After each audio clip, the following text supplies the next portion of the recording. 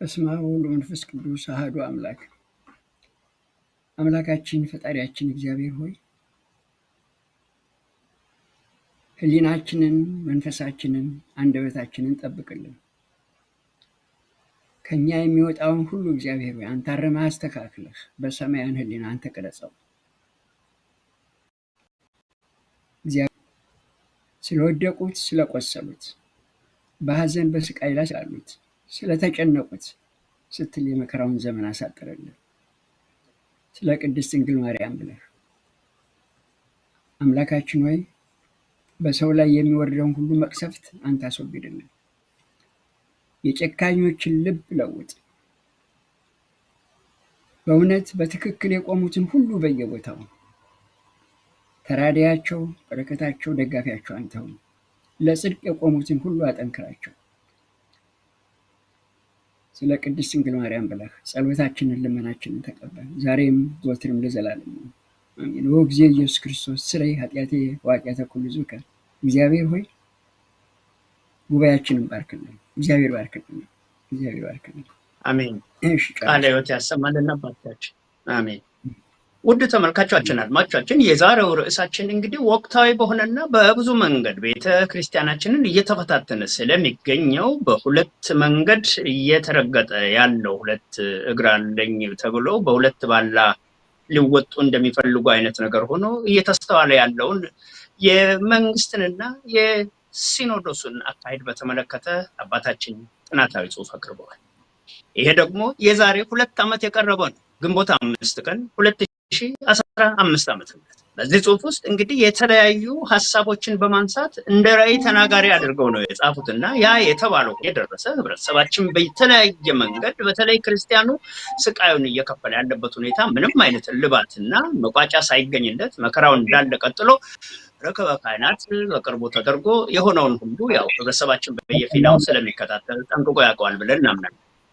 ከዚህ አንጻር እንግዲህ የሰጠነው የውይይት ርዕስ ይህ ርዕስ በዚህ ላይ እኛ እናነጋግራለን እንጂ የተናጋሪው ወይም የአስተማሪው አቋም መሆኑ በደንብ እንዲታወቅ፣ እኛ ግን ሐሳቦች እየመጡ በሚዲያ መንሸራሸር እንችሉ ከማድረግ ጋር የተያዘ አቋም እንዳለን ታውቆ ሲያበቃ እንግዲህ ወደ ውይይቱ እንገባለን። ርዕሱ ሲኖዶሱ ወደ ቤተ መንግስት ወይስ ቤተ መንግስቱ ወደ ሲኖዶስ ገባ በሚል ርዕስ ዛሬ አባታችን እግዚአብሔር ያቀበላቸውን የተመራመሩበትን ጉዳይ ያሰሙናል። በመሰረቱ በዚህ በ2015 ግንቦት 5 ቀን በጻፉትና በተመራመሩት ወረቀት ላይ በርካታ ሐሳቦችን አንስተዋል። ርክበ ካህናት ማለት ምንድን ነው? ከግሱ ምንጭ ጀምሮ ተግባሩንና መቼ እንደተቋቋመ ለምን እንደሆነ ኃላፊነቱ ምን እንደሚመስል በጠቅላላ አባቶች ያለባቸውን ኃላፊነት ቀደምም ስለዚህ አይነት ተመሳሳይ ችግሮች እንዴት እየመጡ ህብረተሰቡ በጋራ መወጣት የሚችልበት መንገድ መቀየስ እንዲቻል የጋራ ምክክር እንዴት እንደተቋቋመ በክርስቲያኑ ዙሪያ የክርስቲያናቱ ህብረት ተብሎ ተቋቁሞ እያለ ያንን ለመቋቋም በርካታ ፈተናዎች እንዳሉና ነገር ግን አርቆ ተመልካቾች ይህን በራዕይ መልክ የሚያዩቸው በተግባር ደግሞ ሊኖርበት ያደረጉትንም ገድ ይናገራሉ። እስቲ አባታችን እንግዲህ መድረኩን ወደ እርሶ ላምጣና ይህንን ጽሑፍ ለመጻፍ ምን አነሳሳዎት ብዬ ልጀምርና ከዛ በኋላ እስቲ ስለ ርክበ ካህናት ታሪካዊ መሰረቱንና የሚጠበቀውንም የዛን እየተረካከቡ የመጡትን የአባቶችን ድርሻም ጭምር ይሄዱበት። እንግዲህ መድረኩን በአክብሮት ደርሶ አስተላልፊያለሁ። እግዚአብሔር የተመሰገነ ይሁን።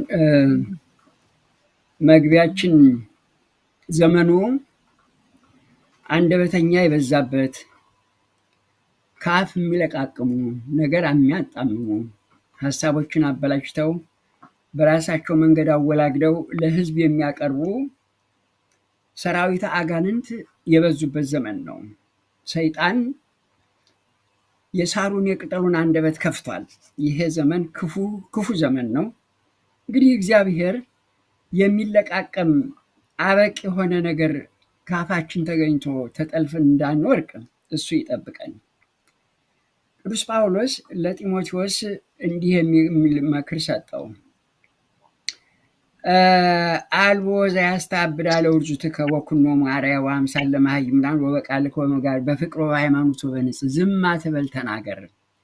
ንግግርህ ግን በበጎ ምሳሌነት በኑሮህ በተግባርህ በህይወትህ በጥሩ ምሳሌነት ላይ የተመሰረተ ይሁን። ምሳሌነትህ ከተበላሸ፣ ኑሮህ ከተበላሸ፣ አካሄድህ ሁሉ በህዝብ ፊት ከተበላሸ፣ ንግግርህ ሁሉ የተበላሸ ነው የሚሆነው። እንዲያውም አንተኑ ይገርፍሃል። የራስህ ምላስ አንተኑ ይገርፍሃል። አርአያነትህን፣ ምሳሌነትህን፣ ኑሮህን፣ ህይወትህን ተጠንቅቀህ ንግግሮች ሁሉ ከዚህ የመነጩ ይሁኑ። አለበለዚያ ግን ንግግርህ የከፋ ይሆናል። ተጠንቀቅ። እንግዲህ እግዚአብሔር ለጳውሎስ ይህንን ያቀረበ መንፈስ ቅዱስ እኛም በተግባራችን፣ በኑሯችን፣ በህይወታችን እንድንጠነቀቅ ከተግባራችንና ከህይወታችን ከኑሯችን ያፈነገጠ ንግግር ካቀረብን ራሳችንንም ህዝቡንም ሀገርንም እንደምንጎዳ እያወቅን ህሊናችን በርቶ እንዲሄድ እማጸነዋለሁ። እንግዲህ ወደ ጠየቀኝ ልሂድ። ርክበ ካህናት የካህናት ስብስብ ነው። ዓላማው ካህናት ተሰብስበው የህዝቡን ችግር፣ የቤተ ክርስቲያንን ችግር፣ ያለፈውን፣ ያሉበትን እና የሚገጥማቸውን የሚቃኙበት ጉባኤ ነው። ርክበ ካህናት ማለት የካህናት መገናኛ፣ መወያያ፣ መወሰኛ፣ ማጥኛ፣ መቃኛ ማለት ነው።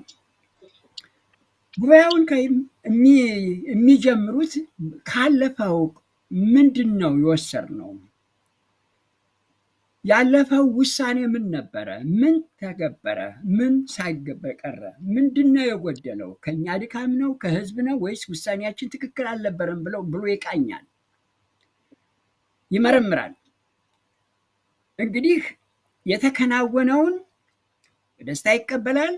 ተንጠባጥቦ የቀረውን ለመፈጸም አዳዲስ የሚመጡትን ክስተቶች ደምሮ እንደገና በተሻለ መንገድ ለመንቀሳቀስ የሚያስችል ጉባኤ ነው። ግን ያ ነው ወይ? አልነበረም። የዛሬ 2 ዓመት የዛሬ 3 ዓመት ይህንን የጻፍኩት ከቤተ ክርስቲያኒቱ ጋር የተጋጨ ርክበ ካህናት ነበር። ማን ይስማ? ችግራችን ይሄ ነው። ማን ይስማ? አሁን ያለነው ጾመ ድህነትና የሰኔ ጾም ነው። ይችንም እንቃኛት። እንዲያውም እኔ ከኢትዮጵያ እያለሁ ከመውጣቴ በፊት የሰኔ ጾም የቄሶች ጾም ነው ነበር ይባል የነበረ እንጂ ህዝባዊ አልነበረም። ምክንያቱም ርክበ ካህናቱ ከተፈጸመ በኋላ ካህናቱ ከመረመሩ፣ ካዩ፣ ከወሰኑ በኋላ ወደ ጾም ነው የሚገቡት። ጾሙ ትጥቅ ነው። ምክንያቱም የካህናት ፊልዳቸው ህዝብ ነው። የሚያመርቱትም ህዝብን ነው፣ የሚቃኙትም ህዝብን ነው። አሁን የወሰኑትን ውሳኔና የፈጸሙትን ወደፊት የሚያቅዱትን ነገር የሚፈጽሙት ህዝብ ላይ ስለሆነ ህዝቡን በመንፈስ አንቀልባ ተሸክመው ወደ ጾም ይገባሉ። አምላካችን ወይ ያለፈው እንዳይቀጥል ያለንበት እንዲስተካከል መጪው ደግሞ የቀና እንዲሆን እርዳን ብለው ለትጥቅ ነው የሰኔ ጾም፣ የቄሶች ጾም ነው የሚባለው። አሁን ይሄ ሰኔ ጾም ውስጥ ገብተናል። ይህ ጾም በልማድ እንድንጾመው አይደለም። በርክበ ካህናት የተወሰኑት የተቃኙትን ዳይጀስት እንድናደርገው፣ እንድንቃኘው፣ እንድናየው። ህዝብ የሚጾመው ከሆነ የጾሙ ባለቤት ካህናት እንኳን ቢሆኑ አባቶች፣ እናቶች ይተባበራሉ።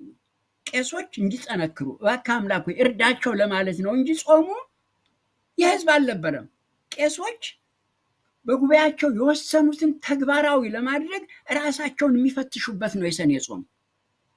ሐዋርያት መንፈስ ቅዱስን ከተቀበሉ በኋላ አልተበታተኑም። ከጰራቅሊጦስ በኋላ አልተበታተኑም። ራሳቸውን አዩ፣ ራሳቸውን ቃኙ። መንፈስ ቅዱስ በውስጣቸው የሰራውን የተቀበሉትን ራሳቸውን ገመቱ። ከዚያ በኋላ ወደ አገልግሎት ነው የተሰማሩት። ቤተ ክርስቲያኒቱ ይህንን የቀረጸችው። ከርክበ ካህናት በኋላ የሚከተለው የሰኔ ጾም ነው። አሁን የዛሬ 5 ዓመት የዛሬ 6 ዓመት የዛሬ ዓመት ምልልስ ነው። ምንም ነገር ዝብርቅርቅ ያለ ነገር ነው። አሁን እያንዳንዱን ቄስ ወይም ጳጳስ ለምንድን ነው የሰኔን ጾም የምትጾሙት ተብሎ ቢጠየቅ ምን አይነት መልስ እንደሚሰጡ አላውቅም። የተዘበራረቀ ነገር ነው። አሁን እንግዲህ ርክበ ካህናት ዓላማውም ይሄ ነው። ከርክበ ካህናት በኋላ የሰኔ ጾም የሚገባበት ለትጥቅ ለዝግጅት ነው። ህዝቡም የሚጾመው የቄሶች ስራ እንዲቃና ለእነሱ የተዘረጋው መንፈሳዊ ህይወት የተስተካከለ እንዲሆን ምኞታቸውን ለመግለጽ ለመተባበር ነው እንጂ ይህ ጾም የቄሶች ጾም ነው። ህዝቡም ሲጾመው የገባው አይመስለኝም፣ አይጠይቅም። ካህናቱም ቢጾሙም ባይጾሙም በልማድ የሚያደርጉት ይመስለኛል። ከተግባሩ ግን ርቋል። እንግዲህ በተደጋጋሚ ተነቧል።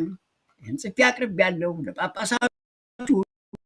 አሁን ዛሬ የምናገረው እኔ አንዳንድ ጊዜ ይመስለኛል አይሞትም አለ የሚሉ ይመስለኛል እና እየፈራሁ እየሸሸው እየሰለቸኝ ነው ያለ እና ደጋግሜ የተናገርኩትን ነው ዛሬ ያመጣብኝ። ግን ወደ መሰረታዊ ጥያቄ ልሄድ። ቤተ ክህነቱ ነው ወደ ቤተ መንግስት የገባው ወይስ ቤተ መንግስት ነው ወደ ቤተ ክህነት የገባው ላልከው በጣም የሚያነጋግር ጥልቅ የሆነ በባህላችንም በቤተ ክርስቲያና በቀኖናውም በነገረ መለኮቱም ብናየው የሚያስደንቅ ምዝን የሚያስተክዝ የሚያስለቅስ ነገር ተሸክሟል። እኔ የማየው እንደ ሰርግና ምላሽ ነው።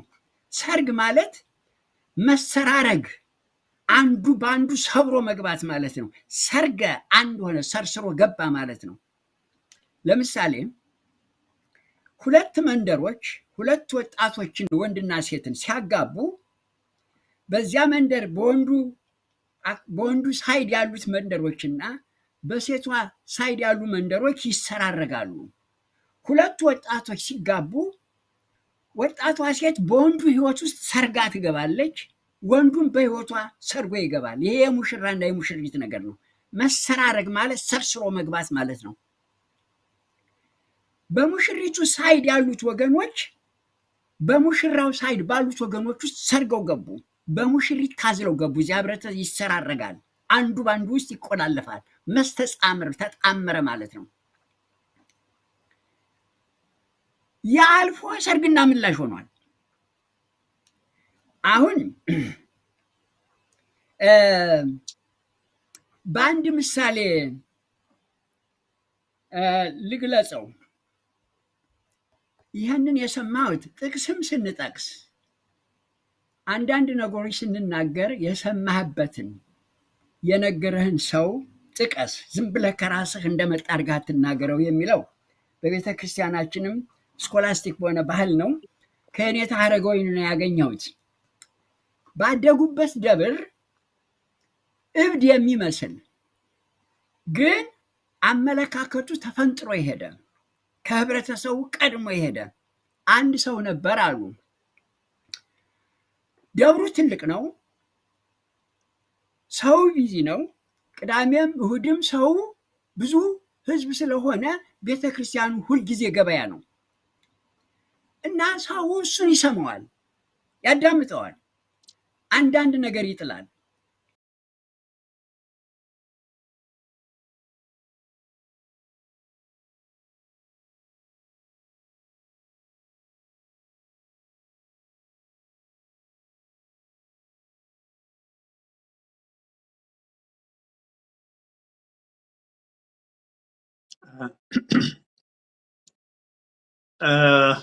ቀሲስ ትንሽ መስመራቸው አልተስተካከለም። ውድ ተመልካቾቻችንና አድማጮቻችን ቀሲስ ይመለሳሉ ብለን እናስባለን። እንግዲህ ስለ ርክበ ካህናት ቀደም ሲል እሳቸው ግንቦት 5 ቀን 2015 ዓ.ም ከሁለት ዓመት በፊት ርክበ ማለት እንደሆነ በዝርዝር የጻፉትን ከመመልከት በመነጨና አሁኑን ወቅታዊ ሁኔታውን በጋራ የዳሰሰ ሀሳብ መቅረብ እንዲችል ከሚል በመነሳት ነበር እንግዲህ እንግዳችን ሆነው አባታችን የቀረቡት። በመሰረቱ ስለ ብዙ ነገሮች አንስተዋል። ርክበ ካህናት ማለት ምን ማለት ነው ከሚል የተነሳ ካህን ማለት ብለው ብዙ ነገር በጣም ወሳኝ የሆኑ ፍዳዎች ሲያጋጥም በህይወቱ ሞትን ድል ለማድረግና ለህዝቡ ሲል የአባትነት ደረጃውንና ከፍታውን ጠብቆ ለማለፍ የሚል የጽሁፋቸው ትንታኔ በብዛት አለ። ይሄ ደግሞ መቼ እንደጀመረ ጽሁፋቸው በደንብ ያትታል። ርክበ ካህናት ማለት በአንድ በተወሰነ ወቅት የሆነ የቤተ ክርስቲያን ህብረት አንድ ቦታ ላይ ችግር አጋጥሞትና የአስተዳደርና የበደል ሁኔታ ተፈጥሮ መድሎ ተስተውሎበት ሲያበቃ በዚያን ጊዜ የነበሩ የቤተ ክርስቲያኑ አባቶች በጋራ ለዚህ መላ መፈለግ ይቻላል ከሚል እሳቤ የተነሳ 7 አባላት የሚገኙበትን ትልቅ መፍትሄ አፈላላጊ አካል በዛው ይሰይማል። እነኚህ የተሰየሙት የመፍትሄ አፈላላጊ አካላት ብዙውን ጊዜ ችግሮቹ የአድሎ የመድሎ የአስተዳደር መበላሸት መሆኑን ካዩ በኋላ ነገር ግን ከዚያም በላይ ልቆ በመሄድ በተለይ ሰማዕቱ እስጢፋኖስ ዲያቆኑ ይርቅራቅ ያለ እይታዎችን እያሳየ በነበረበት ጊዜ ለሱ የተስተዋለው ነገር ለአብዛኞቹ ሰዎች ሊታይ ባለመቻሉ ከፍተኛ የሆነ ፈተና አመጡ። ፈሪሳውያንንም በዛ አይነት መንገድ እዛ ውስጥ ተቀላቅሎ በዚህ በሐዋርያት በኩል እንግዲህ የተጀመረ መሆኑን ይሄ የርክበ ካህናት በሐዋርያት ዘመን ከራሱ ከመጽሐፍ ቅዱስም በመነሳት የመጣ በመሆኑ የሚፈትናቸውን ፈተናዎች ተቋቁሞ ስርዓቱ የሚደቅነውን አደጋ ለመቋቋምና ለማሸነፍ ሲባል የሚደረገው ትልቅ የመስዋዕትነት ጥያቄ አዝሎ በተነሱ ሐዋርያት ላይ አንዳንድ ጊዜው ያፈጀባቸውን ጥያቄዎች በማንሳት በአናሳና ደቃቅ ስራዎች ላይ ትኩረት በመስጠት በተለያየ መንገድ ከዋናው እሳቢያቸውና ከዋናው ዓላማቸው እንዳይደርሱ ለማድረግ የሚያዛንፉና በጠቅላላ የተጀመረውን ስራ በጣም አነስተኛ የሆነ ሊበርጦናውያን የሚባሉ ወገኖች ሊበርጦናውያን ነው የሚሏቸው አባታችን እነኚህ ወገኖች ለራሳቸው አንድ የሆነ ማህበር በምኩራቡ አዘጋጅተው እየተንቀሳቀሱ እያሉ ሐሳባቸው መሰረታዊ ነፃነትን ለማግኘት የሚያስችል የፖለቲካ እሳቤ ያለውን ነገር ይዞ በመነሳት ከዋናው የሐዋርያት እንቅስቃሴ አፈንግጦ እየወጡ መምጣታቸው ተስተውሎ ከዛም ጋር ተያይዞ ይሄ የአድሎና የአስተዳደር መድሎ በሚስተዋልበት ጊዜ ያንን መላ እንዲያመጡለትና እንዲያበጁ ተብሎ የመጡትን አካላት 7 ሰዎች እንዲመረጡ እንደተደረገ ይገልጻል። ከዛም ከነኛ 7 ውስጥ አርቆ የማየት አቅም የነበራቸው በተለይ በጣም ዲያቆን እስጢፋኖስ ከፍተኛ የሆነ ስራ እንደሰራ ይነገራል። ሌሎቹ ግን በአሁኑ ሰዓት አገሪቱ ህዝቡ ቤተክርስቲያኑ ምዕመናኑ እያጋጠማቸው ካለውና አገሩን ወደ ጥፋት እየመራ ከሚገኘው ነገር እንዴት ሆኖ ነፃ ለመውጣት እንደሚቻል ከዋናው ዓላማ በተዛነፈ መንገድ እንዲያስቡ ቀደም ሲል በነ ሙሴ ዘመን የነበረውን ስለ ግርዛት እንዲወሳ እያደረጉ የሚናገሩትን ነገር ይሄ በአሁኑ ሰዓት በፊትም ሁሉ ይህንን በተመለከተ እያስተማርን ነበር የቆየ ነው እየተናገርን ነበር የቆየ ነው። በአሁኑ ሰዓት ግን ህብረተሰቡን ክርስቲያኑን ጠቅላላ ህዝቡን እያስቸገረ የመጣ ጉዳይ ለጣዖታት የታረዱ ስጋዎችን መብላት እንዲሁም ታንቆ የሞቱትን ከብቶችን ስጋ መብላት ከዛም በዝሙት ውስጥ መውደቅ ሌላም አላስፈላጊ የሆኑ ነገሮች እየተደረጉ ጠቅላላ ስለ ንጽህናና ስለ ቅድስና ሐዋርያት እያስተማሩን እየተጓዙ ያሉትን ነገሮች የሚያበላሽና የሚያረክስ ስራ እየተሰራ በመሆኑ ከዚህ ጋር በተያያዘ ሁኔታ እንደዚህ አይነት አካሄዶችን ለማስወገድ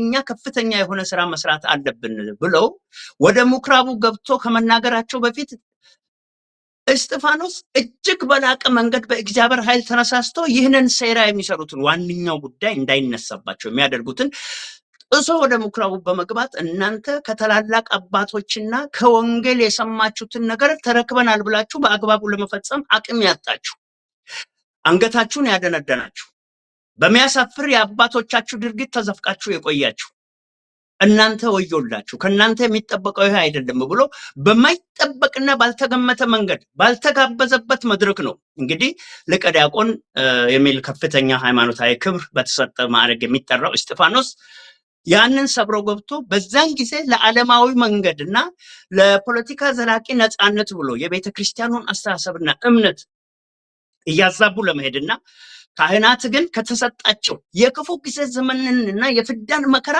በደማቸው ለማጠብ የተዘጋጁ አባቶች ናቸው ካህናት የሚባሉትና እነኚህ ካህናት የሚጠበቅባቸውን እንዳይሰሩ በተራ ነገር ወዲያ ወዲህ ሲያደርጓቸው ቆዩት ነገር ትክክል አይደለም ብሎ በጣም በእግዚአብሔር መንፈስ ተሞልቶ ሲናገር ይላል የአባታችን ጽሑፍ። መቼም በአንደበታቸው ቢነገር ምን ያህል ውብ እንደሚሆን አውቃለሁ።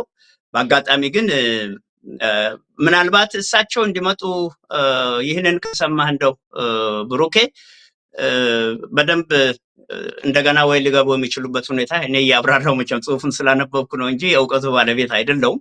ከዛ በኋላ እነኚህ ሊበርጣኖሳውያን የሚባሉ ወይ ሊበርጦናውያን የሚባሉት ወገኖች ዓለማዊ እሳቤን ይዘው በሚንቀሳቀሱበት ጊዜ ያንን ለማስቆም ባደረገው ጥረት መስዋዕትነትን እንደተቀበለ እስጢፋኖስ ጆሮአቸውን ደፍኖ ላለመስማት የወሰኑትን እንዲሰሙ እንዳስደረገ ከዛ በኋላ በጋራ ከመንግስት ጋር ተባብሮ እስጢፋኖስ ሰማዕትነትን እንዲቀበል እንዳደረጉና እንዲህ አይነቱን ሴራና ከፍተኛ የሆነ ከአባት የሚጠበቀውን ዋነኞቹ አባቶች በክህነት ስልጣን የሚበልጡት ያላደረጉትን ነገር ግን እሱ ደፍሮ በማድረጉ እነ ያዕቆብ እንደተከተለ ሌሎችም ሐዋርያት የሱን እግር ተከትለው ትልቅ ስራ እየሰሩ እንደቆዩ በዚህ ሂደት ውስጥ እንግዲህ በርካታ ነገሮችን አባታችን ያነሳሉ።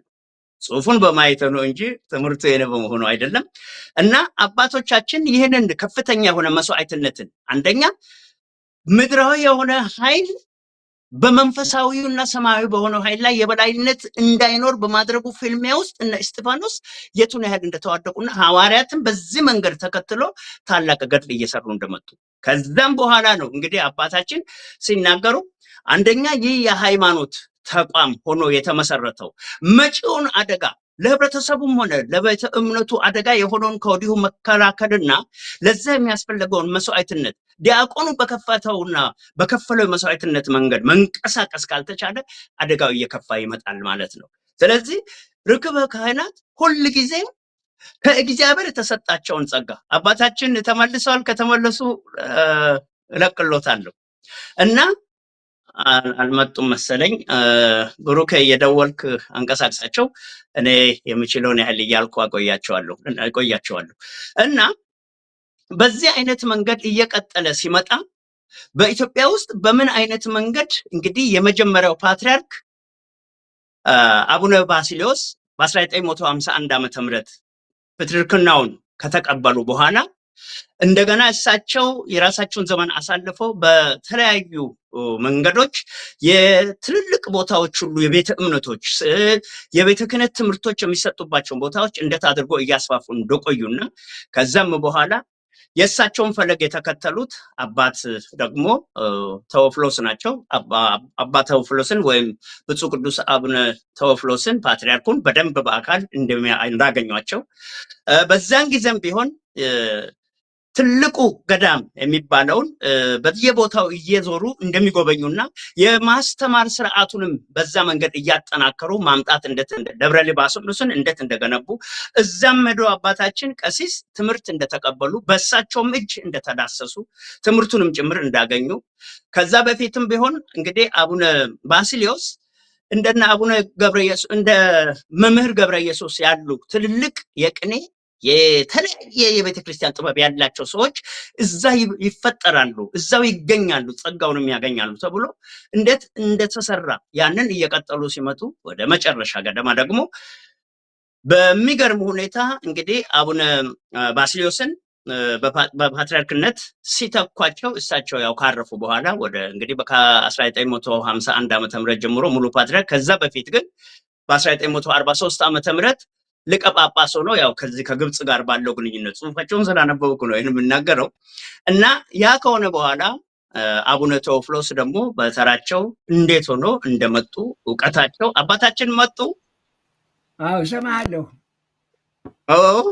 እንደው በደለኛ አቅም እርሶ ስለሌሉ እንገታገት ነበር። ይቀጥሉ። ችግሩ የት ላይ ነው? እኔ አልገባኝም። አዎ እንግዲህ በአሁኑ ሰዓት በአገራችን ውስጥ ያለውን ጉዳይ በተመለከተ የካህናት ርክበ ካህናት ትልቅ ተልእኮ ምን እንደሆነ አገርን በሚመለከት ለአገሩ፣ ለቤተ እምነቱ፣ ለክርስቲያኑና በአጠቃላይ ከፊት የሚጠብቀውን መከራ ደፍረው ብለው እንግዲህ ወደ እስጢፋኖስም እየገባን ከዛ ጋር ተያይዞ የመጣ የሐዋርያትን ስርዓት መጠበቅ ባልተቻለበት ሁኔታ እንዲሁ የወግና የልማድ እየሆነ ርክበ ካህናት በየዓመቱ እየተደጋገመ ይከበራል እንጂ ከዚህ ከታሪካዊ እሳቤውም ባሻገር ከባድ መስዋዕትነት እንደሚያስፈልግ በመንደርደር ላይ ነበሩ። ይቀጥሉ አባታችን። ደህና ከአንድ ደብር አንድ አይምሮ የተፈነጠረ ሰው የተናገረውን ስናገር አልሰማችሁኝም? ሰምተናል። አዎ እዛ ላይ ነው ሰው እንደ ትክክለኛ ሰው የማይቆጥረው ብለው ነገር ግን የሚጥላቸው አንዳንድ ቃሎችን በደንብ ሲያዳምጡ በሚል እየቀጠሉ ነበር። ይቀጥሉ። ከዚያ ደህና ይሄ ሰው ጠፍቶ ሰነበተ። መጣ ብሎ ሰው ከበበው። የት ነበርክ ብለው አሉት። ሰይጣን ልጁን ድሮ ሰርግ ተጋብዤ ሄጄ ነው ብሎ አለ። እንዴ የት አግኝቶህ? ሙሽሪቱና ሙሽራው በሰርገኞች ታጅበው ሲሄዱ እየባሰ ሄደ እያለ ሰርገኛው አጅቦ ሲሄድ ሰማውና ድምፁ ጋበዘኝ፣ ተቀላቅዬ ሄጄ እዚያ ሰንብቼ መጣሁ። እየባሰ ሄደ። እዚያ ላይ ነበረ እንግዲህ የት ላይ እንደቆምኩ እኔ አላውቅም። በትክክል አዎ፣ የት ላይ እንደቆምኩ አይ በትክክል አሁንም እንደመስመር እንዲይዙልኝ ቀሲስ ከአክብሮት ጋር እየመጡ ነበር። ሲኖዶሱ ወደ ቤተ መንግስት መግባ ሲባል ሰረገ ከሚለው ጋር እርስ በርስ አንዱ በአንዱ ሰርስሮ ገባ የሚለውን ሐሳብ አምጥቶ ከዛ በኋላ ሰርግና መልስ ሆነ ብለው በፈገግታ እያጀቡ ነበር። ይህንን መግለጫ እየሰጡ ማብራሪያ እየሰጡ የነበሩት። ይቀጥሉ። ደህና አሁን ሰርጉ አለቀ። ተያይዘው አዲስ አበባ ሄዱ። ሰርጉ ተፈጸመ። ሰርጉ ላይ ግን ሰርጉን የተጸየፉ ብዙ እናቶች፣ ብዙ አባቶች ነበሩ። እኔም ከነሱ አንዱ ነኝ። ሲፈጸም እዚህ ያለሁ ብዙ የታዘብኩት ነገር አለ። አፈጻጻሚዎቹ ከዚህ አቡነ ዮሴፍ እና አባ ጴጥሮስ ናቸው። አሁንም እነሱ ናቸው። ይዘው ገቡ ሙሽራውን አቡነ መርቆሬዎስን። ማን ነው ይዞ የሚሄድ? ፈረሱን እየጎተተ ይዞ ሄደው አብይ። ከወዲያ እነማን ናቸው አጋቢ ሆነው የመጡት? ዳንኤል ክብረትና አባ አብርሃም። አሁንም እነሱ ናቸው። ሰርጉ እዚያ ላይ ተፈጸመ። ከዚያ በኋላ ግን ምላሽ፣ ሰርግና ምላሽ ነው መሰራረግ። ከዚያ በኋላ የቤተሰብ ጉዱ ሊታይ ነው፣ የቤተ ዘመዱ ይታይ ነው ጉዱ እያለ መደነስ ጀመረ። አሁን ሁሉም ጉድ መጣ። አያችሁ፣ ባህላችን እኛነታችንን ይገልጻል። ሰርግ ሲደረግ የወንዱም የሙሽሪቱም ወገን ያረግዳል።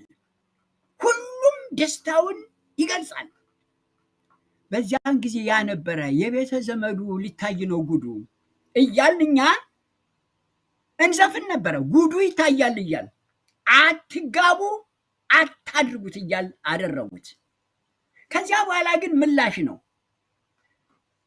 ሰርጉ ከተፈጸመ በኋላ የሙሽሮቹ ግራና ቀኝ የሴቷና የወንዱ ቤተሰቦች ቅልቅል ይባላል። ተቀላቀለ። ካድሬውና ጳጳሳቱ ተቀላቀሉ፣ አንድ ላይ ተዘነቀ እና ሰርጎ መግባት ሰርግ ነው። አንተ ያልከኝ ያ ነው የገባት። ሁሉም ተጋብተዋል፣ ተጋቡ፣ ተዳቀሉ፣ አለቀ በቃ። በመጽሐፋችን እንዲህ እንላለን፣ አኮ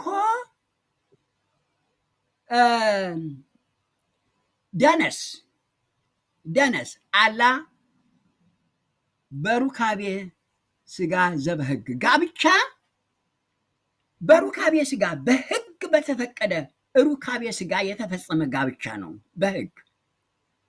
አሁን ግን ይሄ ጋብቻ በደነስ በኃጢአት፣ ደነስ ማለት ኃጢአት ማለት ነው።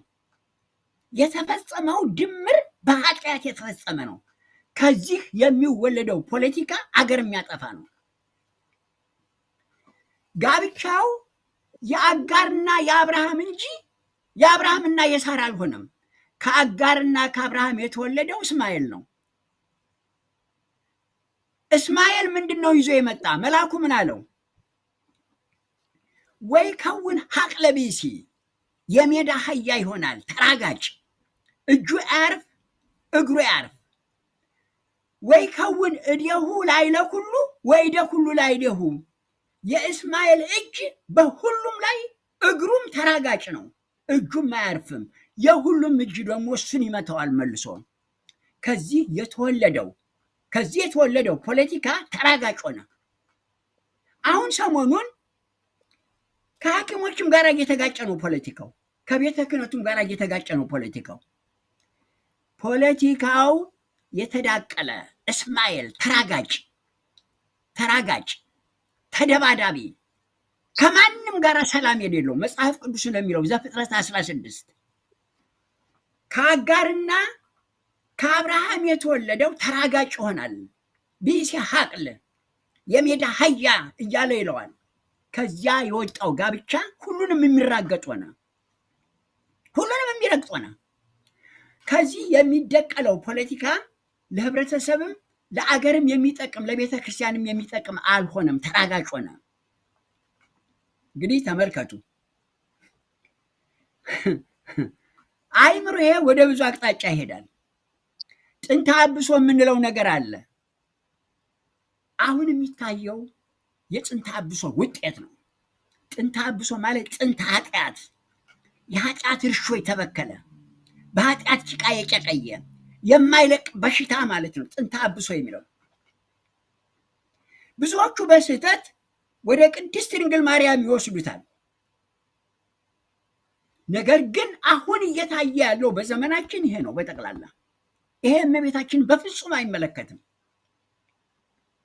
ይሄ ጥንተ አብሶ በዚህ መልክ የመጣ ሁሉ መራገጥ ማለት ነው ጥንተ አብሶ አዳምና ሔዋን ከወደቁ በኋላ እሾህና አሚከላ መሬት የተረገመችውን ታብቅልብህ ከእሾህ ከአሚከላ እሾሁና አሚከላው ቫይረስ የህብረተሰብ አይምሮ መናደፍ ምላሱ ተናዳፊ አይኑ ረፍት የለው እጁ ረፍት የለው በሽታ ሁሉም ወደ ቫይረስ ተለወጠ ማለት ነው አሚከላ አይደለም እሾህና አሚከላ ታብቅልብህ ብሎ ለአዳም ሲሰጠው እሾህ የምናየው እሾህ አይደለም በየጊዜው ብቅ የሚሉት በሽታዎች ይህንን የሚዋጉ ሐኪሞች ናቸው ሐኪሞች ከዚህ ነው የመጡት ዛሬ አብይ ከክህነቱም ጋር እየተጋጨ ነው እሾህና አሚከላ ከሚነቅሉትም ጋር ከሐኪሞችም ጋር እየተጋጨ ነው ያለው ከዚህ የተወለደው ለሀገርም አልጠቀመም ሲራክ ምን ይላል እኔ የካህናቱን ነገር ስለጨረስኩኝ አሁን ያለንበትን እስቲ እንየው አክብር ወላ አቃቤ ሥራይ እስመ በከመ እዴሁ ከማሁ ክብሩ እስመ ሎቱኒ እግዚአብሔር ፈጠሮ ሐኪሙን አክብረው ቢፈልግ ይገልሃል ቢፈልግ ያድንሃል ህይወትህ በእጁ ነው ያለው ሐኪሙን አክብረው እንግዲህ ቤተክርስቲያኒቱ የምታስተምረው ይሄንን ነው በጥበቢሁ ለአቃቤ ሥራይ ያክብሮ ሁሉ ወይ ተአኮት በኀበ መኳንንት ገዢዎች ሁሉ ለሐኪሞቹ መንበርከክ አለባቸው ይላል ያሁኑ ፖለቲካ በዚህ መርገም የመጣው ፖለቲካ እሾሁና አሚከላውን ለመንቀል የሚዋጋውን ሁሉ ሐኪሙን እየተዋጋ እየተራገጠ ነው ያለው አሁን ያሁኑ ፖለቲካ ካህናቱን ብቻ አይደለም እየረገጠ ያለው ግን አንድ መርገም አለ ይሄ መርገም ጥንተ አብሶ ስላለቀቀን የዛሬ ስንት ዓመት የአማራ ሴቶች መከኑ በሐኪሞች እነ ዶክተር ቴዎድሮስ አድሃኖም እሱ በስልጣን ላይ በነበረበት ጊዜ እንዲመክኑ እንዳይወልዱ ለአማራ ሴቶች መድፊያ እየሰጡ ለወልቃይት ለጎንደር ሴቶች አመከኑ ገደሉት እየተባለ ሰምተናል ዶክተር ቴዎድሮስ አድሃኖም ወደ ምርጫ ሲመጣ ሰው ሲንጫጫ ነበር አስታውሳለሁ ይሄንን ሰው ይርሳ እኔ ግን አልረሳም የትግራይ ሐኪሞች በጦርነቱ ጊዜ አብረው ከህዝባቸው ጋር ሞተዋል ታግለዋል የአማራ ሐኪም ግን አንድም ሰው የተናገረ የለም ሐኪሞቹ ዝም ብለው ህዝቡ እሾሁ ላው ላይ ሆኖ እሾሁ እየነደፈው እያለ በዚህ እያለቀ እያለ ምንም የተናገረ የለም ፕሮፌሰር አስራት ብቻ ትክክለኛ ሐኪም የትኛው እንደሆነ አላቅም በፍሩድ ጊዜ ሴግመንት ፍሩድ ይመስለኛል ሜዲካል ዶክተር ነው ነገር ግን ሲያክም በሽተኛ ሁሉ ይሄዳል፣ ቄሱም ይሄዳል፣ መነኩሴውም ይሄዳል፣ ያዳምጣል፣ ይሰማል። ሲዋሽ ሻየው። እንዴ እኔ በሕክምና እኮ የተሰማራሁት በስጋ ላይ ያለውን ቫይረስ ለማከም ነበረ። ለካን ችግር ያለው የጭንቅላት ቫይረስ ነው ብሎ ሳይኮሎጂውን ዲዛይን ያደረገው ፍሩድ ከዚያ የተነሳ ሕክምና ከዚህ ነው ተፈንጥሮ የወጣው። ሕክምናና ክህነት ተመጋጋቢ ነው። ሕክምና ስጋን ነው የሚያክመው። ክህነት ግን ስጋንም መንፈስንም ነፍስን ነው የሚያክመው። ሁለቱንም ረገጣቸው። ይሄ ፖለቲካ ሁለቱንም አምር ነው ያደረጋቸው። ሐኪሞች ህዝቡ ሁሉ በመርዝ ተነድፎ ሲያልቅ፣ ህዝቡ ሁሉ ሲሞት ምንም አላሉም። እነሱ ላይ ሲመጣ ተንቀሳቀሱ። ያ ስህተት ነው። ህዝቡ አሁን አብሯቸው አይቁም ማለት አይደለም፣ ግን ሁሉም ሊማር ይገባል። አሁን የገባው በጥንተ አብሶ የገባ ነው መከራ፣ የገባ ነው ጭንቅ፣ ሁሉንም እየረገጠው ነው ያለ፣ ሁሉንም እየመታው ነው ያለ። ቁስለ ስጋ፣ ቁስለ ነፍስ፣ ቁስለ መንፈስ፣ ሁሉም ቤተ መንግስቱም በቁስለ ስጋ፣ በቁስለ ነፍስ፣ በቁስለ መንፈስ ተመታ። ቤተ ክህነቱም በቁስለ ስጋ፣ በቁስለ ነፍስ፣ በቁስለ መንፈስ ተመታ። ቤተ ህሙማን ማለት ሆስፒታል፣ አቃቤ ሥራይ፣ ሐኪሞች እነሱም በቁስለ ስጋ፣ በቁስለ ነፍስ፣ በቁስለ መንፈስ ተመተዋል። ሁሉም ተመታ በጠቅላላ። ለምን? ቫይረሱ እነሱ ጋር ሲመጣ ነው የተንጫጩት። ይሄ መንግስት ቫይረስ ነው፣ ይሄ መንግስት አሚከላ ነው፣ ይሄ መንግስት እሾህ ነው ብሎ ሁሉም ይናገረዋል። በመርገም የመጣ ነው ብሎ ሁሉም ይናገረዋል። ግን እየሄደ ሁሉም ይጋባል፣ እየሄደ ሁሉም ይወተፋል። ራሱ ጋር ቫይረሱ ሲመጣ ነው የሚንጫጫው። ሐኪም የረቀቁትን በማይክሮስኮፕ የሚታዩትን ብቻ አይደለም ማከም ያለበት። ፍሩድ እኮ ተፈንጥሮ የወጣው ሳይኮሎጂውን ዲዛይን ያደረገው የለም እኔ ለማከም የምታገለው ይሄን ስጋን ነው። ለካን አይምሮ ነቅዟል አለ። ሳይኮሎጂው ዲዛይን የተደረገው የተፈነጠረው ከዚያ ነው። ሐኪሞቹ ኃላፊነት አለባቸው። ስጋ ማከም ብቻ ሳይሆን እንደ ፍሩድ አይምሮ ሲቆሽሽ፣ አይምሮ ፈርጥጦ ሲሄድ፣ የመንግስት አይምሮ ሲዘልቅ፣ ቫይረስ ሲሆን፣ ህዝቡን ሲያጠቃው ቀድመው መንቃት ነበረባቸው። ግን ያን አላደረጉትም። እነሱ ጋር ሲመጣ ነው። አባ ማርቆስ የሚባሉት ምን አሉ? ቄስ ሞተ ሲባል ደነገጡ። ኧረ ጉድ ዛሬ ቄስ ሞተ፣ ነገ ደግሞ ወደ ጳጳሱ ሊመጣ ነው ብሎ በረገጉ። ሁሉም ራሱ ጋር ሲመጣ መጥፎ ጀመር። ያ የመጨረሻ ስህተት ነው። ይሄ ፖለቲካ በዚህ ግቢ የመጣ ነገር ነው። ሁሉም ተሰራረገ፣ ገባ፣ ጨቀየ በጠቅላላ። አሁን እንግዲህ ተመልከቱ። አባ አብርሃምና አባ ጴጥሮስ የዛሬ 3 ዓመት ጥሩ ወይፈኖች ሆነው ቀረቡ። አንዱ ጠቅላይ ስራ አስኪያጅ፣ አንዱ የሲኖዶስ ጸሐፊ ሆነው ደንበኛ አይደለም አቂ ሆነው አቡነ ማትያስ ጋር ሄደው ተንበርክከው ለሾው ለህብረተሰቡ አሳዩ። አሁን ህዝቡ መጡ ነፃ የሚወጡን አንዱ የሲኖዶስ ጸሐፊ፣ አንዱ ስራ አስኪያጅ ሆነው አጨበጨበ ህዝቡ። እነዚህ ሰዎች ጋብቻውን የጀመሩት ናቸው። እንደገና ሰርግና ምላሽ ሆነው ቀረቡ። አየነው ለ3 ዓመት አባሉት፣ አገዳደሉት፣ አፋጁት፣ ህዝቡን ተለያዩ። ነገር ግን አሁን አስቡ፣ በዚያን ጊዜ ደብረ ጽዮንና ጌታቸው ረዳ የት ነበሩ? ትግራይ ውስጥ። በእነማን በኩል? በእናባ ሰረቀ፣ በእናባ ሰላማ በኩል ምን ያደርጉ ነበረ? የፖለቲካውን ጭራ ይዘው ይወትቱ ነበረ። አቡነ ማትያስ ኮርቻው ላይ ቁጭ ብለው ከአባ ጴጥሮስና ከአባ አብርሃም ጋር ተፈናጠው ይጋልቡ ነበረ። በዚህ ሳይድ አቡነ ሳዊሮስ በኦሮሞ በኩል አብይ ልጓሙን ይዞ ይጎትታል። ዛሬ ተቀያየሩ። ጌታቸው ረዳ ወደ መሃል መጣ፣ አብይ መጣ፣ አንድ ላይ መጡ። አሁን ሳዊሮስ ጋብቻውን የፈጸመው ሳዊሮስ ጠቅላይ ስራ አስኪያጅ ሆኖ መጣ። አባ አብርሃምና አባ ጴጥሮስ ተፈንጥረው ወደቁ። አሁን የትግራይ ጳጳሳትና የኦሮሞቹ አንድ ላይ እየመጡ ናቸው። ሰርጉ ምላሹ እየቀጠለ እየተሽከረከረ ሲሄድ ነው የምናየው። በጠቅላላ እየባሰ ሲሄድ ነው የምናየው። አሁን የመጡት ዲዮስቆሮስ ማን ናቸው? ዲዮስቆሮስ ሳዊሮስ ማን ነው? ሳዊሮስ እኮ የአብይን ትኩረት የሳቡ ጋብቻውን እንደገና ያደሱ ቤተ መንግስት ሄደው የእርስዎ ትኩረት አይለየን ብለው የቤተ ክርስቲያኒቱን ቁልፍ አስረክበው የወጡ ናቸው። እነዚህ ሰውዬ ተመልሰው ጠቅላይ ስራ አስኪያጅ ሆነው መጡ። አሁን እንግዲህ መጽሐፉ የሚለው ተደመሩ ምስለ አሕዛብ፣ ያልሆነ ጋብቻ ፈጸሙ፣ ተቀላቀሉ፣ ተምህሩ ምግባሮሙ፣ ከቅልቅሉ የተነሳ መጥፎ ነገር ተማሩ፣ መጥፎ ነገር እየጎተቱ አመጡ። ተቀላቀለ ሐሳባቸው፣ ተዘነቀ ሐሳባቸው። ወተቀነዩ ለግልፎሙ፣ ያ የሚመራቸው የተንበረከኩለት የሚከተለውን የሚያመልከውን ሁሉ አይምሯቸውን ሁሉ ለሱ አስገዙት። በጠቅላላ ባሮቹ ነው። ከዚያ በኋላ ምን ይላል? ዘብሑ ደቂቆሙ ወአልዓሊሆሙ ለአጋንንት። ያ ብቻ አልቆመም።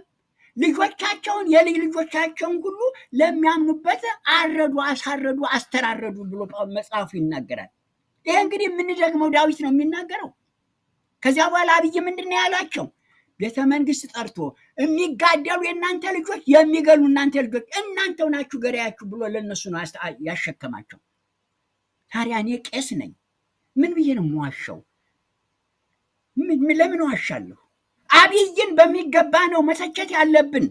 የቄሶችን የጳጳሳቱን ችግር ውልጭ አድርገን መናገር አለብን። አቡነ ማትያስ የበቁ አይደሉም፣ አይበቁም። በጠቅላላ ይህችን ቤተክርስቲያን አይመጥኗትም። እነዚህም ሰዎች አቅጣጫ እየቀያየሩ የሚሄዱ ናቸው። ቤተክርስቲያኒቱ እነዚህን አይመጥኑም። ቤተክርስቲያኒቷን በእነዚህ ሰዎች አንለካቸው። ያስተማረችን የነገረችን የተለየ ነገር ነው። አሁን የሚደረገው ግን የተለየ ነገር ነው። የኔ ጭንቄ የኢትዮጵያ ቤተክርስቲያን በእነዚህ ሰዎች ስትለካ የነ መልአከ ብርሃን ማሱ ጀንበሬን የነ መምህር ገብረ ኢየሱስን የአባቶችን ሁሉ ጽረት አፈርድም የማብላት እየመሰለኝ ነው። ስቀድስም እየጨነቀኝ ነው። ራሴን እየኮነንኩት ነው። ምናልባት እላለሁ፣ ምናልባት በምግባሬ በአርአያዬ በምሳሌነቴ በቂ አይደለም። ከአንደበቴ የሚወጣው ከኔነት ጋራ ከምሳሌ ጋራ ይጋጭብኝ ይሆን? ለምንድን ነው ሰው አልሰማኝ አለ? ለምንድን ነው ሰው የማይሰማኝ? ራሴን እየጠየቅኩ እየሸሸው ነው ያለሁት ዛሬ። እዛ ላይ እንደው አባታችን እንደው ከይቅርታ ጋር እዛ ላይ እንዲጨምሩ አባታችን ብፁዕ ቅዱስ አቡነ ማትያስ ብቃት አጡ ስንል ከእርሶ ጥናታዊ መጽሐፎ ውስጥ አገኘሁኝ። የክርስቲያኖች ህብረት በዘመነ እስጢፋኖስ የአስተዳደር አድሎና መድሎ እየተበራከተ በመምጣቱ ያንን መፍትሄ እንዲፈልጉ ተብሎ ለማስተካከያ እንዲሰራ ተብሎ 7 የበቁ አባቶች በጋራ እንዲሰሩ አንዱ ራሱ እስጢፋኖስ እንዲሆን ተደርጎ ሲያበቃ ሊበርጣኒያን የሚባሉት ወገኖች የቤተ ክርስቲያኑን እምነትና መሰረታዊ ከሐዋርያትም ከጌታችንም የተወሰደውን ስርዓትና የተወረሰውን አዛብተው መሰረታዊ ነፃ የፖለቲካ ስርዓት እንገነባለን በሚል ዋናውን እሳቤ እያበላሹ እያሉ ሁኔታው በደንብ ታይቶት ሲያበቃ እነሱ በሚመክሩበት ምኩራብ ውስጥ ዘሎ ሳይጋበዝ በመግባት የሚተዱበት መንገድ በጣም የተሳሳተ ነው ብሎ ጆሮአቸው እስከሚቀዳ ጭንቅላታቸው እስከሚናጋ ምንም ጆሮአቸውን ቢደፍኑም ብለው በመጨረሻ ለነሱ ትልቅ ተግሳጽ በእግዚአብሔር መንፈስ ተሞልቶ በመናገር እነሱ ካለው አገዛዝ ጋር ተባብረው በሱ ላይ ሞት ሲያስፈርዱ የሞቱን ጸጋ እስጢፋኖስ በኩራት ሲቀበል መድኃኔዓለም ቆሞ ተቀበለው፣ የምድሩን ዋጋ ከሰማይ ከፈለው ብሎ የጻፉት አለና እንዲህ አይነቱን አደገኛ የሆነ በቤተ ክርስቲያንና በሲኖዶሱ ውስጥ እየተካሄደ እያለ የቤተ ክርስቲያኗ ቁንጮ ተብሎ ተቀምጦ በሲኖዶሱ በአባትነት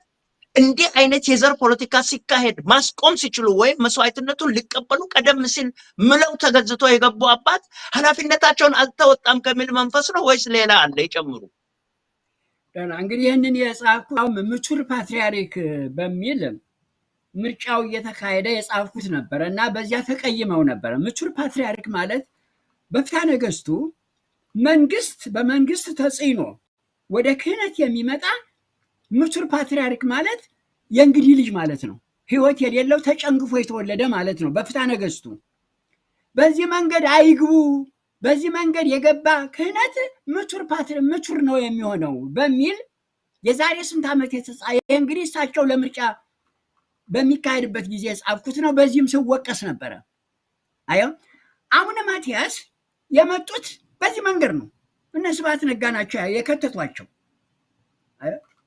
አይበቁም፣ አይችሉም። እዚህም በነበሩበት ጊዜ አቅማቸውን እናውቃለን። እሳቸው ተራ ቀዳሽ ናቸው። ቤተክርስቲያኒቱን በቅዳሴ ብቻ አናውቀውም። ሊትሬቸሩም አይገባቸውም። የለም እንኳን ዛሬ ማለት ነው። እንኳን ዛሬ እኔ አሁን የድሮ አስተርያ አይደለሁም። አይምሮ ላግ እያደረገ ነው። በቀደም አቡነ እንድርያስ ሲናገሩ ሰምታችኋል። እርጅና ሲመጣ አይምሯችን ይሰጣል። ሰውዬ የተማሩ ናቸው፣ ግን ዳሂፀ ልሳን ገጠማቸው፣ ወደቁ። ማርያምን ከመለኮት ጋር አዋህደው አንድ ላይ ያመጧት። ያ ስህተት ነበር። ቤተክርስቲያኒቷን ጥለው ለሄዱ ሰዎች ቤተክርስቲያኒቷን መሰደቢያ ነው ያደረግነው። መጠንቀቅ አለብን። አቡነ ማትያስ ቤተክርስቲያኒቱን ለፕትርክና አይበቁም፣ አይመጥኑም እያልን ነው። ምክንያቱም ይቺ ቤተክርስቲያን ዓለምን የምታይበት ስፍሃ አይምሯ የመጠቀ ነገር ነው። አዮ ምንኩስናው፣ ኦሪቱ፣ ከቤተ እስራኤል ጋር ያለን ግንኙነት፣ እንደገና ከሙስሊሙ ጋር አህዱ እግዚአብሔር ከሚለው ግንኙነት፣ ከበዛንታይኖች ጋር፣ ከአት አብያተ ክርስቲያናት ጋር፣ ከወርልድ ካውንስል ኦፍ ቸርች ጋር፣ እንደገና ከኢትዮጵያ ሕዝብ ጋር ያለውን ሁሉ ቁርኝነት በየጊዜው በሚከሰተው ውጥንቅጥ ውጣ ገባ በፖለቲካው መቀመር አለበት። ፓትሪያርክ ማለት የዚያ ሁሉ ችሎታ ከአንድ ፖለቲከኛ የበለጠ የመጠቀ እውቀት፣ መገስ፣ ጥበብ መፍለቅ አለበት። ያንን የሚመጥኑ አይደሉም። ለዚህ ቤተክርስቲያን የሚመጥኑ አይደሉም። የሚመጥኑ ናቸው ካልን ለ2000 ዘመን የሄደችውን ይህችን ቤተክርስቲያን መግደል ነው በሳቸው። እኔ ይሄን አልቀበለው። ሲገቡ ትክክል አልነበረም ብለን ጮኸናል። ሁላችንም። ይጸጽታቸዋል እሳቸው። ምን ነው ባልገባሁ ይላሉ አንዳንድ ጊዜ። አቅማቸውም አይደለም። አቅማቸው ቢሆን አባ ፋኑኤልን ጉባኤው ላይ እዚያው ሲኖዶሱ ላይ አንተ እኮ ጵጵስናውን ገዝተህ ነው የገባው እኮ ብለዋል። ፋኑኤልም እኮ ጳጳስ አይደሉም፣ በቤተ ክርስቲያናችን አይደሉም። ይሄንን አያያችሁ። እኔ ይቺ ቤተ ክርስቲያን ከልጅነት የጀምሮ ወደዚህ ስገባ ጳጳስ መልምሎኝ አይደለም፣ ክህነት ጋብዞኝ አይደለም። ከልጅነት እዚህ ውስጥ የገባሁት ከእናቴ ከአባቴ ከምድጃ በሰማሁት ነው። የማንም ተጽዕኖ የለብኝም። የማንኛውም ጥቅመኛም አይደለሁም። የማንኛውም ሰው ወጋኝ አይደለሁም። ነገር ግን ይቺ ቤተ ክርስቲያን እነ መልአከ አድማሱ ጀንበሬ፣ እነ ኤንታ ፍስሐ፣ እነ ኤንታ ብርሃኑ፣ እነ ኤንታ ቢረሳው ለዚህ ቤተ ክርስቲያን የተዋደቁላት ውስጤ ሲገባ ያመኛል፣ ያሳብደኛል፣ ያስጨንቀኛል፣ ያሳዝነኛል፣ ያስቆጣኛል። በዚህ ሁሉንም ስለካቸው ወደቁ። የሉም። ብሩን፣ ጥቅሙን፣ ሹመቱን ያ ነው እየሳበ ያመጣቸው። ከከብት ከረኝነት የመጡ ናቸው እነዚህ ሰዎች። ከረኝነት ምንም ነገር ቤተ ክርስቲያኒቷን አያውቋትም። ምንም ነገር አያውቋትም። ቅዳሴውንም አያውቁትም። እየተጋጩ ነው ያሉት። በጠቅላላ ለጠየቀኝ ጥያቄ ደግመን ነግረናል። ከኔ የበለጠ አቡነ ማትያስን የሚያውቃቸው የለም። አሁን የከበቧቸው በፖለቲካ በዘመድ ጥቅም ፈላጊ እንጂ አቡነ ማትያስን አያውቋቸውም። ከሳቸውም የበለጠ እኔን የሚያውቀኝ የለም። እኔ አሁን በዚህ በአሜሪካ ያሉት ለእኔ አላቃቸውም። እነሱም አያውቁኝም፣ እኔም አላቃቸውም። የሚናገሩት ሁሉ ከዚህ ቤተክርስቲያን ጋር የሚጋጭ ነው። ከቅዳሴው ጋር፣ ከቀኖናው ጋር፣ ከነገረ መለኮቱ ጋር የሚሄድ ነገር አይደለም። በአንድ ምሳሌ ልግለጽልህ። አንድ ገበሬ ዶሮ ያረባል እና ዶሮዋ እንቁላል ጣለች። አስታቀፋት። ጫጭቶቹ ተፈለፈሉ። የዶሮ ጫጭት ከእናታቸው ጡት አይፈልጉም። ወዲያውኑ እንደተወለዱ መጫር ነው። አንድ ላይ በኬጅ ውስጥ ጫጭቶችንም ዶሮዋን አንድ ላይ ያቆያቸው። ከ3 ቀን በኋላ ዶሮዋን እናትየዋን አዋጣት። ጫጭቶቹ ብቻቸውን ቆዩ፣ ግን ባሉን ነፍቶ ለቀቀባቸው። አሁን ጫጭቶቹ ባሉኑ በመካከላቸው ነፋስ ያንከባልለው እናት መስሏቸው ባሉኑን ይከተላሉ። ከአንድ ሳምንት በኋላ ባሉኑን አወጣና ዶሮዋን እናታቸውን ሲለቅ ተበታተኑ። ረስተዋታል። ልንገርህ ዛሬ በኢትዮጵያ ቤተክርስቲያን ያለው የሚንጫጫው ሁሉ ባሉን የሚከተል ነው። ባሉን የሚከተል ነው። ገንዘብ የሚፈልግ ነው። ገንዘብ ፈላጊ ነው። ያ ቢሆን እዚህ እስክትደርስ ድረስ ሁሉም እዚህ እስክትደርስ ድረስ ቅዳሴውን ቢያውቀው ነገረ መለኮቱን ቢያውቀው በኢንፈለብሊቲ እንደማናምን የኢትዮጵያ ቤተክርስቲያን ጳጳስ ሲሳሳት ተሳሳት፣ ፓትርያርክ ሲሳሳት ተሳሳት፣ ቅዱስ እያልከው ሂድ የሚል የለም። እንደዚህ ያለ ትምህርት የለም በቤተክርስቲያናችን። ቀኖናውን ነገረ መለኮቱን ከሳተ አባረው ነው። አሁን ግን ቅዱስ አይደሉም ይላል፣ ተሳስተዋል ይላል፣ እንደገና ቅዱስ ይላል፣ እንደገና ቅዱስ ይላል። እኔ ያ በቤታችን ትምህርት የለም፣ በጠቅላላ የለም። ኦርቶዶክሱ ይህንን አይልም፣ አያዝዝም፣ አልተማርነው። እስቲ አባታችን እንደው አሁን እንዴት እየሆነ እየተበላሸ እንደው መሰረታዊ የሆነ የቅድስናውንና የብፁዕነቱን መስፈርት በሲኖዶሱ ያላሟሉ አባቶች እንዲሁ እየተሾሙ የመበራከታቸው ጉዳይና ቀደም ሲል የነበረውን ደግሞ ከአባታችን ከብፁዕ ቅዱስ ባሲሊዮስ ጀምሮ በተለያዩ ገዳማት ሲደረጉ የነበሩትን የእውነት ትምህርቶችንና ቤተክርስቲያኗን ደግሞ እውነትን በተከተለ መንገድ ለማንም ሳይደራደሩ ራሳቸውን መስዋዕት ስላደረጉትም ስለ አቡነ ቴዎፍሎስ ሰማዕት ስለሆኑትም ብዙ ብለዋልና እስቲ እነኛ ስርዓቶች እንዴት እየተናጉ እንደመጡና አሁን ሊታረም በማይችል አይነት ሁኔታ ከአገዛዙ ጋራ ሰርግና መልስ አይነት ጨዋታ እየተጫወቱ ማንኛው ወደ ማንኛው ገባ የሚባለው ነገር ሰርግና መልስ ነው ብለው እንዳስቀመጡት ሁሉ ይሄ አለአግባብ የሆነ ስርዓት የለቀቀ ጋብቻ ቤተክርስቲያኗን ለማዋረድ በተዘጋጁ የቤተ ክህነት ሰዎች በአባትነት ስም የሚደረገው ብዙ ነገር አለ። በእርሶ ጽሁፍ ላይ በደንብ እንዲሄዱበት ስለፈለኩ ነው። አናገኝም እውቀቱን ሁሌ። ስለዚህ ነው በዚህ በእስጢፋኖስ ጊዜ የተሰበሰቡት ሰባቱ እነኛን የክርስቲያን ህብረት የሚባሉት ሰዎች የፈሪሳውያንን ስርዓት እያነሱ ስለ ግርዘት እናውራ ሲባል ከፊት ለፊት የተደቀነብን ነውሮች አገርን ህዝብን የማዳን ጉዳይ እያለ ስለ ግርዘት አናወራም።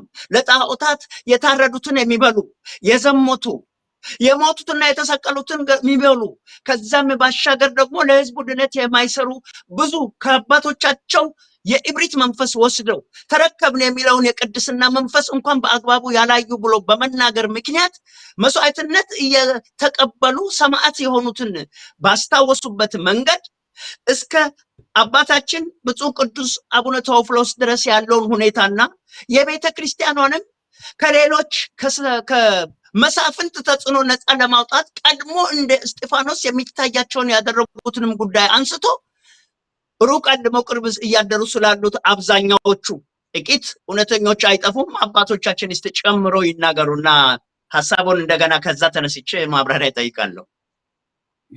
እንዲያውም ሰሞኑን የገጠመኝን ነገር ነው ያስታወስከኝ። የዛሬ ስንት ዓመት ዛሬ ሲኖዶስ ውስጥ ገብተው ሲሳያጌና ኢንተርቪው ያደረጋቸው አባ ኤዎስጣቴዎስ የሚባሉት በደንብ ስሙኝ። የቤተ ክህነት ሰው ሁሉ ይስማው። ዲሲ ያሉት ሁሉ ካህናት እና አባ ፋኑኤል ሁሉ ይስሙት። አንድ ዩኒቨርሲቲ ስኮላርሽፕ አግኝተው ገቡና ሴቶችን ደፈሩ። ጳጳሱ ዩኒቨርሲቲው ታመሰ። ያውም 2 ሴቶች። የዚህ ሀገር ሴቶች አይዋሹ። 160 ተማሪ ባለበት ዝሙት ውስጥ ወደቁ። አስተዳደሩ ተቸገረ፣ ወሰነ። ተጠየቁ። ሲጠየቁ መዋሸት አልቻሉ። ማወቅ ተሳስቻለሁ አሉ። አባረራቸው። ሲያባረራቸው ይሄ ሴክሹዋል ፕሬዲተሪ ነው፣ ጳጳስም አይደለም ክርስቲያንም አይደለም። ጵጵስናውን የሚጠቀመው ልብሱን የሚጠቀመው ሴቶችን ሀንት ለማድረግ ነው ብሎ ዩኒቨርሲቲው በደንብ አትቶ ወረቀቱን ረጨው፣ አባረራቸው። እሳቸውን አባ ኤዎስጣቴዎስን ሩቅ አትሂድ፣ ጽሑፍ ሁሉ አለ ልክልሃለሁ፣ እኛም የጻፍነው አለ ልክልሃለሁ። በዚህን ጊዜ ጽሑፉ ለእኔ ሲደርሰኝ በጣም ደነገጥኩ። ያን ጊዜ የኒውዮርክ ሊቀ ጳጳስ አባ ዘካርያስ ይባሉ ነበር። ዛሬ ጎጃም ነው ያሉት። ከጎጃም ህዝብ ጋር ተጣልተው በገንዘብ ምክንያት አቡነ ጳውሎስ ወደዚህ ልከዋቸዋል ይባል ነበር። አባ ዘካርያስ ይባላል። አብረን ደብረ ሊባኖስ ነበር ከሳቸውም ጋር። ደወልኩላቸው። አባታችን እንዲህ ያለ ጉድ ተፈጥሯል፣ ቤተክርስቲያኒቷ ተዋረደች፣ እነዚህ ሰውዬ ተባረዋል፣ አቡነ ኤዎስጣቴዎስ እባክዎን ይጥሯቸው እና የንስሐ ጊዜ ይስጧቸው፣ እንዲያውም ክህነትም ምኑም የያዙት ኪዳንም አያድርሱ፣ ይሰውሯቸው፣ ለቤተ ክርስቲያን ክብር ሲባል ተጨንቀዋል፣ እባክዎ አልኳቸው። አይ እሺ አይለኝም፣ አይመጣም፣ እሺ አይለኝም አሉ። አሁን እንግዲህ የምናገረው በቤተ ክርስቲያናችን ሐሰት አትናገሩ፣ እውነቱን ግን ግለጹት ነው። ይሄ ቤተ ክርስቲያን የምታስተምረን ነው እና የምነግርህ የሆነውን ያለውን የነበረውን ሁሉም የሚያውቀውን ነው እንጂ ፈጥር የምነግርህ ነገር የለም። አሁን በዚህን ጊዜ እሳቸውም ደነገጡ። ለካ ለእሳቸውም ወረቀቱ ደርሷቸዋል። ኧረ ወረቀት የደረሰኝ ያለ ከዩኒቨርሲቲው ያንብቡት። ሲያስነብቡት ደነገጡ። ለካ ለዶክተር አማረም ያን ጊዜ ቤተክርስቲያኑ አልተከፈለም፣ ለዶክተር አማረም ደርሷቸዋል። ያንብቡት። ሲያነቡት ደነገጡ። ምን እናድርግ?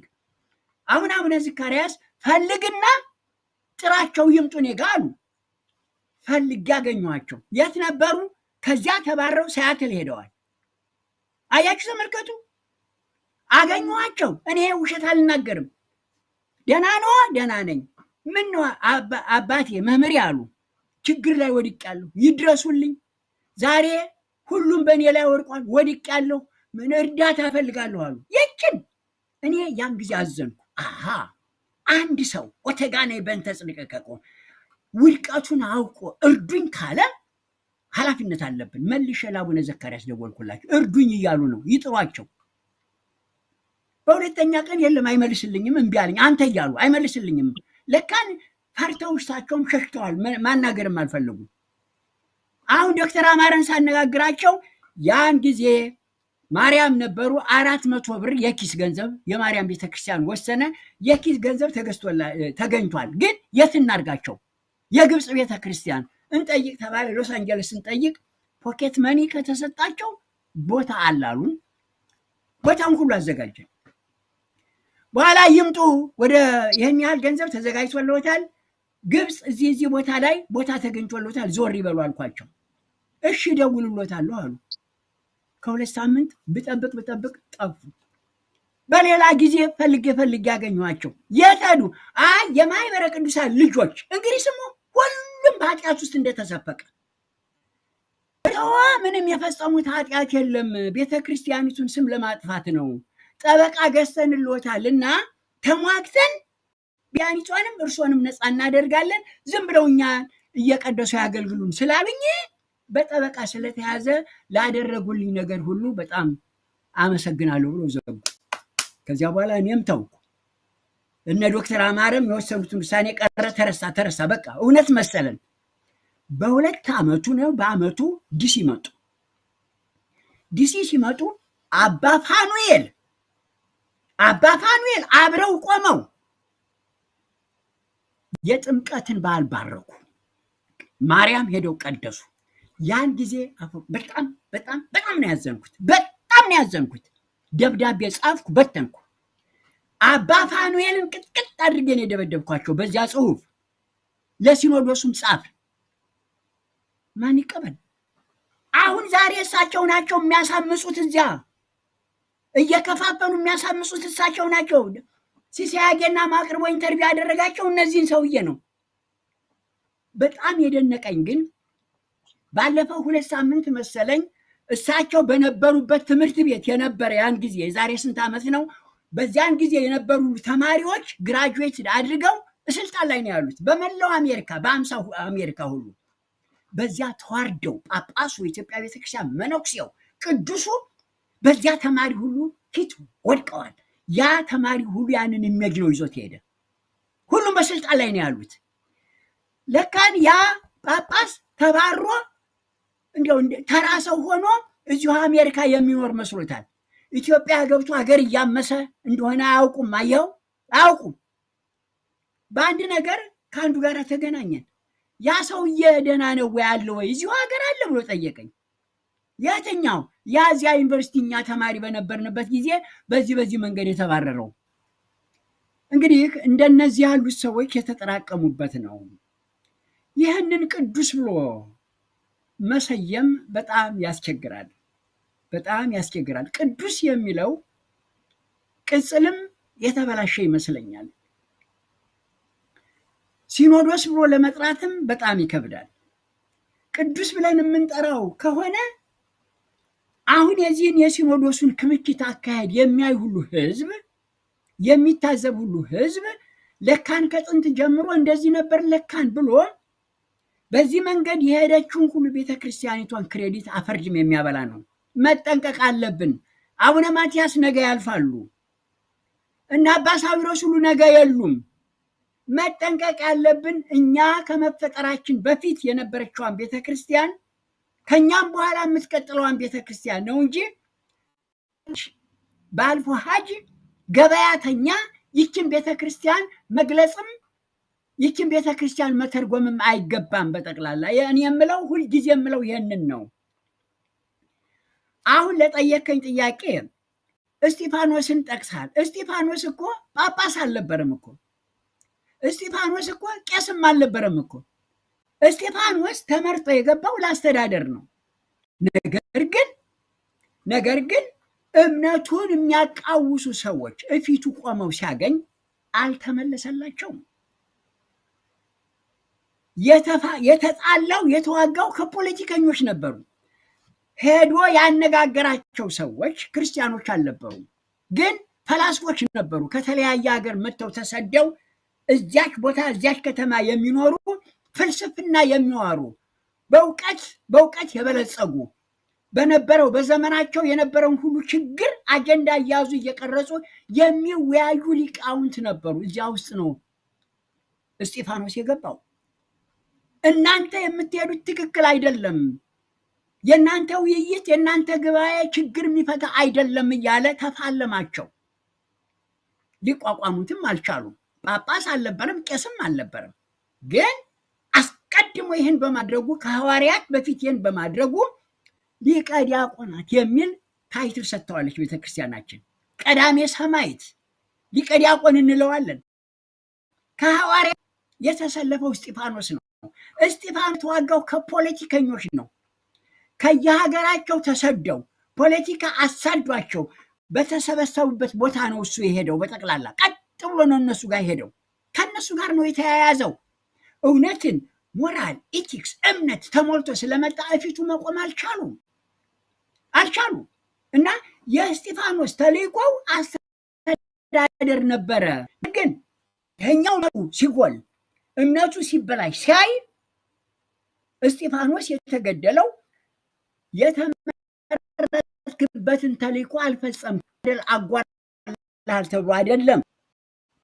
እምነት፣ ኢቲክስ፣ ስነ ልቡና፣ ለዚያ ነው እስጢፋኖስ የቆመው። ልክ ፍሩድ የተባለው ሳይኮሎጂውን የቀመረው መጀመሪያ የተማረው ሜዲካል ለማከም ነበረ። ነገር ግን ነገሩ ሁሉ ስቶ እሱ ባለው ሳይሆን ህብረተሰቡ የታመመ ጭንቅላቱን መሆኑን ሲያውቅ ሳይኮሎጂውን ቀመረው። ልክ እስጢፋኖስ ያንን ያደረገው፣ ሐዋርያትም ያንን የተከተሉት። ግን ሐዋርያት ተሰብስበው ሲነጋገሩ ትልቁ ነገር ለካን ግርዛቱ ሳይሆን ሌላ ችግር አለ፣ ዝሙት፣ ሁሉ ነገር ገብቶበታል። አሁን የተጠየቁትን አጀንዳ ትተው የወደቀበትን ችግር አዩ። ዝሙቱ፣ ጣዖቱ፣ ምኑ። ከዚያ በኋላ ዝሙት የወደቀ መብላት፣ ለጣዖት የተሰዋ አቁሙ ብለው ነው ውሳኔያቸውን የደመደሙት። ዛሬ ዝሙት ሁሉ ገባ በጠቅላላ። ሊወስኑ ቀርቶ ራሱ ዝሙተኛ ሆነ። ያዚ በዝሙት በዓለም መድረክ የወደቀው ሰውዬ አቡነ ኤዎስጣቴዎስ፣ በዚህ ሁሉ መንገድ የተወገዱ ሰውዬ፣ ከዚህ የተባረሩትን ሰውዬ ቤተክርስቲያን ሲኖዶሱ አቀፈው። ቤተክርስቲያን አልላትም፣ እነዚህ ሰዎች ያሉበትን የኢትዮጵያ ቤተክርስቲያን ናት ምል ከሆነ ቤተክርስቲያኔን እያዋረርኳት ነው። አይደሉም፣ ነንም አትበሉ፣ እፈሩ፣ ወግዱ ከህዝቡ ፊት ነው የምለው። አትመጥኗትም። ይቺ ቤተክርስቲያኔን አታቆሽሿት። የኢትዮጵያ ኦርቶዶክስ ቤተክርስቲያን ቅድስት ናት፣ ንጽሕት ናት፣ ንዕድ ናት፣ ክብርት ናት። አታቆሽሿት፣ አትበቁም፣ አልበቃችሁም። እናንተ እንዲያውም ተደመሩ ምስለ አሕዛብ ተምህሩ ምግባሮሙ ወተቀነዩ ለግልፎ ዘቡ ደቂቆሙ ወአዋልድሆሙ ለአጋንንት። ልጆቻችን አባቶቻችን ናችሁ የሚለውን ሁሉ ህዝብ እያሳረዳችሁ ናችሁ። ልጆቻችን የምትሏቸው ሁሉ እየሞቱ እየታረዱ ናቸው። የሄዳችሁበት መንገድ ቤተክርስቲያን የምትለው አይደለም። ለግርፎ እየታዘዛችሁ ናችሁ፣ እየተገዛችሁ ናችሁ። አትመጥኑም፣ ህዝቡንም እያስፈጃችሁ ናችሁ ነው የምለው። ስለዚህ እስጢፋኖስን ጠቅሰሃል። እስጢፋኖስ ምንም አይቀርቡም በጠቅላላ። እስቲ ስሙንም መጥራት የሚችሉ አይደሉም። ሐዋርያትም እግር የሚደርሱም አይደሉም።